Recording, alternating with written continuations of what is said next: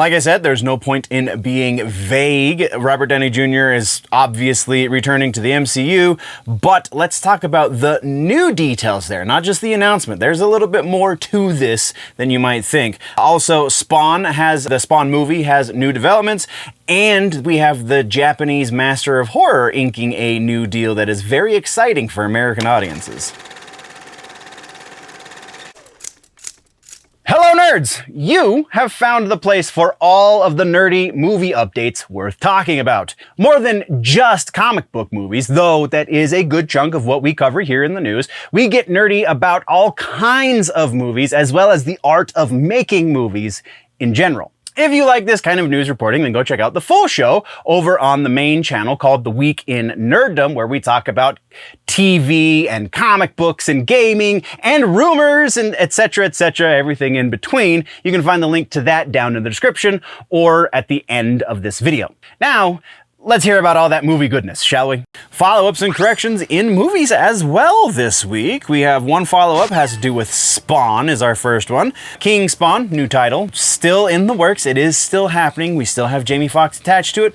Still nothing other than the new title change. That's all we got, so let's move on. From there, we have the announcement of the subtitle for the new Jay and Silent Bob movie as well. Kevin Smith has announced that the third movie in the Jay and Silent Bob saga is going to be titled Store Wars, because of course it is.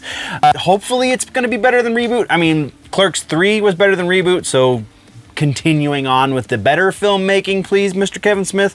But yeah, there's going to be a third Jay and Silent Bob movie. Super excited about that. So that's what we got for the follow-ups and corrections. Let's talk now about trailers. Trailer this week, the one, I mean, obviously we got the final Alien Romulus trailer. We got a couple of things dropped while I was gone, but it was kind of like, that's 2 weeks ago. Nobody cares as much necessarily. So let's talk about the one that came out this week that's super intriguing, and that is Slingshot. We have Casey Affleck and Lawrence Fishburne doing a new sci-fi thriller in space. Looks pretty freaking dope. Casey Affleck, I think he's the better of the Affleck brothers in the acting side of things, legitimately. Like, I think Casey Affleck has something that Ben doesn't, and that is talent. But Lawrence Fishburne, also one of the great actors of our time, and I am very intrigued by this movie. So yeah, go check out the trailer, link in the description. That's what we got there. Let's talk now about some regular ass news. And the big pink elephant in the room, obviously, is Robert Downey Jr. returning to the MCU. This time, though, as Victor Von Doom, not as Tony Stark. There's rumors associated with that, so we're going to talk about those in the rumor mill. But there is some hard news around this, not just the fact that he's returning, but how is he returning? We now know that he is returning just for 2 movies. Presumably those movies are going to be the 2 Avengers movies. So we have Avengers Doomsday, which is also kind of news that was also announced at San Diego Comic-Con, and the Secret Wars, Avengers Secret Wars. And then also, aside from those 2 movies, he's going to be in at least one Stinger scene at the post-credits. So very likely that Stinger scene is going to be at the end of Fantastic Four, because that is the next movie that would be tied into something like this. Yeah, again, lots of, there's a really big, really awesome rumor going around about what exactly this means. So definitely stick around for the rumor mill, because we're going to be getting into that. But that's kind of what we got on that one. Let's move next to Britney Spears, apparently, in the movie section. We have Britney Spears getting a new biopic. The director on this is going to be John M. Chu, who just got done directing Wicked, as well as Now You See Me 2, plus his first big one, as far as I could find, was Crazy Rich Asians. So interesting that that's the dude who's going to be directing the Britney Spears biopic, but apparently Britney Spears herself is going to be a producer on the project, so very interesting where that one might end up.